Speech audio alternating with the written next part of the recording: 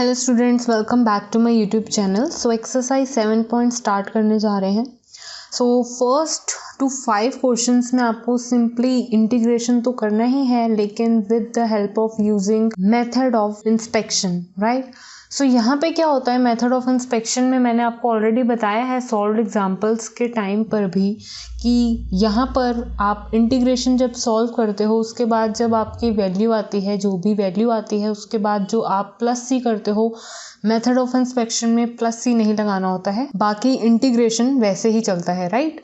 सो यहाँ पर भी हम सिंपली सॉल्व कर लेते हैं। सो पहला है मेरे पास ये question, that means sign 2x की वैल्यू को इंटीग्रेट करना है, एंटी डेरिवेटिव निकालना है। एंटी डेरिवेटिव मतलब इंटीग्रेशन करना। सो यहाँ पर बस प्लस सी नहीं लगेगा क्योंकि यहाँ पर मेथड हम इंस्पेक्शन यूज़ कर रहे हैं, ठीक है।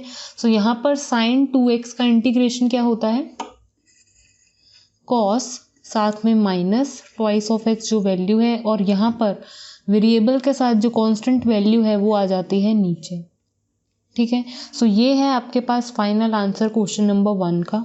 बहुत ही इजी है। सो मेथड ऑफ इंस्पेक्शन का मतलब क्या है, सिंपली आपको वो वैल्यू बतानी है जिसको आप डिफ्रेंशिएट करने के बाद आपके पास वही वैल्यू आए। अगर आप इसको पूरी इस वैल्यू को अगर आप डिफ्रेंशिएट करते भी हो तो आपके पास वापस से साइन 2x ही आता है, ठीक है, नथिंग एल्स। इसी तरह से हम सेकंड क्वेश्चन सॉल्व कर लेते हैं फटाफट से।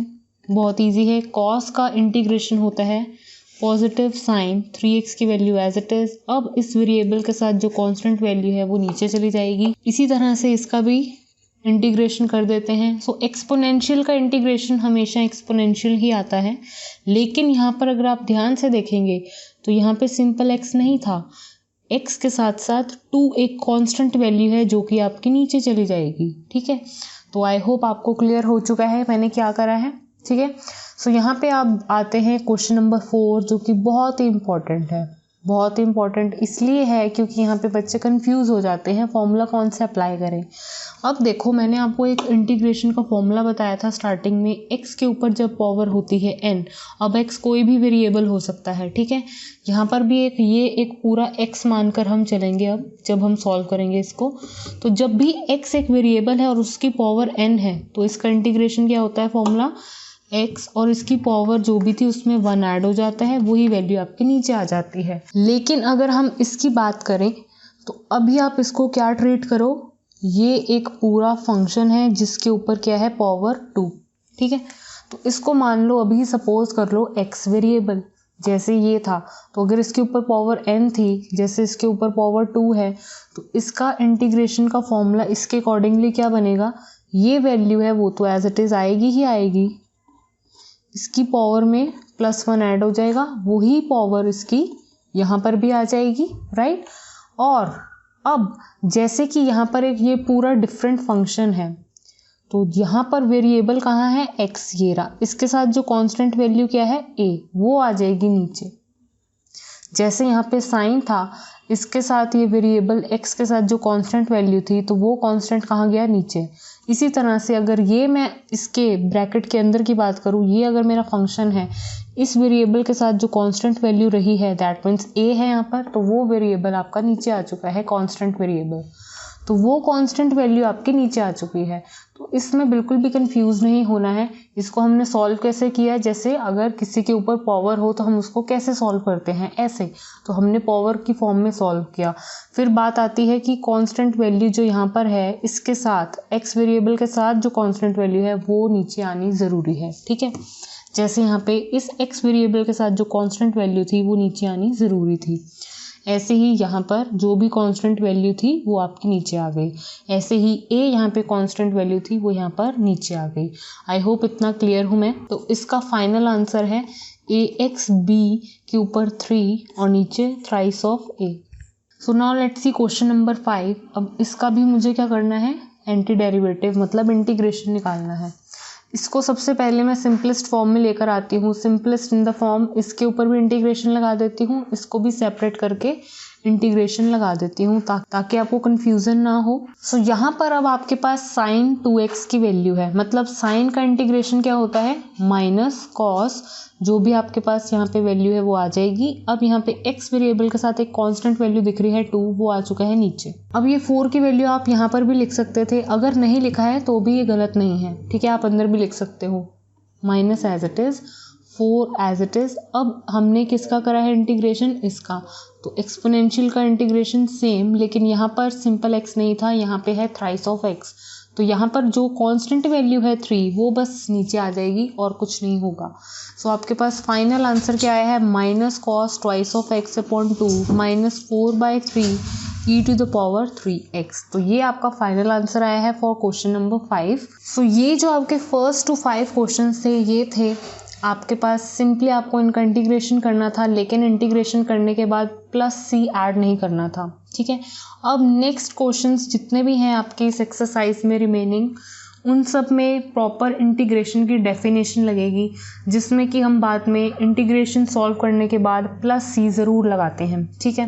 क्वेश्चन नंबर 7 देखो। सो इसको मैं सिंपलेस्ट फॉर्म में लेकर आती हूँ, ये इसके साथ भी मल्टीप्लाई हो रहा है, ये इसके साथ भी मल्टीप्लाई हो रहा है। So x square minus x square upon x square, अब इस तरह से दिखेगा। सो ये तो कैंसिल हो गया, सो ये वैल्यू किस तरह से रह गई, लाइक दिस। कहने का मतलब है एक आपको एक्स स्क्वायर का इंटीग्रेशन करना है, एक आपको 1 का इंटीग्रेशन करना है। सो इसका इंटीग्रेशन क्या होगा, पावर में जो भी 1 ऐड हो जाएगा वही पावर नीचे आ जाएगी, और 1 का इंटीग्रेशन इज ऑलवेज x। तो ये आपके पास फाइनल आंसर आ चुका है, that means x to the power 3 upon 3 minus x plus c. तो बहुत ही इंटरेस्टिंग है अगर आपको फॉर्मूलाज अच्छे से आते हैं एंड बेसिक कंसेप्ट्स पता है कि आपको इंटीग्रेशन को सॉल्व कैसे करना है, ठीक है। तो now let's see question number 8। सो आपके पास ये वैल्यू है, इन सबको मैं अलग अलग करके लिख लेती हूँ, क्योंकि मुझे इसका भी इंटीग्रेशन करना है और इसका भी इंटीग्रेशन करना है। साथ में आप dx ज़रूर लिखेंगे। अब a एक कांस्टेंट वैल्यू है, आप इसको इस तरह से भी लिख सकते हो, b एक कांस्टेंट वैल्यू है, आप इसको इस तरह से लिख सकते हो, c एक कांस्टेंट वैल्यू है स्मॉल c, और अंदर क्या रह गया, ओनली 1। तो एक्स स्क्वायर का इंटीग्रेशन क्या होगा, पावर में वैल्यूज़ ऐड हो जाएंगी तो आपको इस तरह से दिखेंगी, मैंने डायरेक्ट लिख दिया है, 2 + 1 करके नहीं लिखा है। अब यहाँ पर पावर्स फिर से ऐड हो जाएंगी, यहाँ पे 1 है तो 1 + 1 2 हो जाएगा, और नीचे भी वही पावर आपकी आ जाती है। और 1 का integration is always x plus capital C, ये स्मॉल c है, ये capital C, don't get confuse. तो ये आपका फाइनल आंसर है। क्वेश्चन नंबर 9 देखो, इसको भी मैं पहले अलग अलग करके लिख देती हूँ। 2x² dx का इंटीग्रेशन करेंगे, फिर एक्सपोनेंशियल का इंटीग्रेशन कर लेंगे। सो 2 आपकी वैल्यू मैं बाहर लिख सकती हूँ, ऐसे ही यहाँ पर। सो x² का इंटीग्रेशन क्या होगा, लाइक दिस, और एक्सपोनेंशियल का इंटीग्रेशन इज एक्सपोनेंशियल। अब x के साथ 1 है तो 1 अगर आप नीचे लिखे चाहे ना लिखे एक ही बात है, राइट। सो ये है आपके पास final answer, that means like this. Now let's see question number 10। So question number 10 में क्या है कि जब तक आप इसको सिंपलेस्ट फॉर्म में नहीं लेकर आते हो, आपको डिफ़िकल्टी रहेगी कि कैसे सॉल्व करना है। तो सबसे सिंपलेस्ट फॉर्म में एक ही बात है, अगर ये वैल्यू का स्क्वायर दिया हुआ है तो मैं आइडेंटिटी से ओपन कर लूँ, दैट मीन्स a - b का स्क्वायर, ठीक है। तो इसको a मानो, इसको b मानो, और ऊपर क्या है स्क्वायर, तो सिंपली इसको आइडेंटिटी की हेल्प से ओपन कर दो। सो यहाँ पर अगर मैं इसको ओपन करती हूँ, यहाँ पे मैं a + b मानकर जैसे चलते हैं बिल्कुल वैसे ही लेकर चल रही हूँ, लाइक दिस।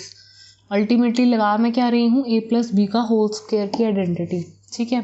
सो यहाँ पर आपको इसका स्क्वायर मिलेगा तो भी पॉजिटिव मिल जाएगा, a का स्क्वायर प्लस b का square plus twice of ab।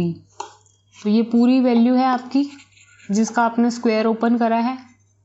So root के ऊपर स्क्वायर है तो हट जाएगा, यहाँ पे माइनस का पॉजिटिव, और नीचे भी यहाँ पे रूट था हट गया क्योंकि ऊपर स्क्वायर था। ये प्लस था, यहाँ पे माइनस है, यहाँ पे इसने माइनस कर दिया। सो ये 2 है, रूट से रूट कैंसिल हो गया, रूट x यहाँ पर भी था, रूट x यहाँ पर भी था। तो ये आपके पास वैल्यू रह गई है after applying the simple identity. तो बहुत ईजी रह गया है अब ये, इसको मैंने अलग अलग करके लिख दिया है। -2 बाहर अंदर dx, ठीक है। सो x का इंटीग्रेशन, x के ऊपर जो भी पावर है उसमें ऐड कर दो, तो यहाँ पे पावर 1 है तो इसमें 1 ऐड हो जाएगा। यहाँ पे 1/x है तो 1/x का डायरेक्ट फॉर्मूला है, that means log mod x, और यहाँ पे 1 का इंटीग्रेशन इज x। तो फाइनल आपका आंसर क्या है, x² plus log like this. So next video में कंटिन्यू करेंगे फ्रॉम क्वेश्चन नंबर 11। सो बहुत इजीली आपकी एक्सरसाइज जल्दी से कंप्लीट हो जाएगी कल ही, फिर उसके बाद हम देखेंगे exercise 7.2। Thank you students for watching this video. Please like, share and subscribe to my channel. And अगर आपको कोई भी डाउट है तो आप प्लीज़ कमेंट सेक्शन में मेंशन कर सकते हो and I will reply as soon as possible. Thank you.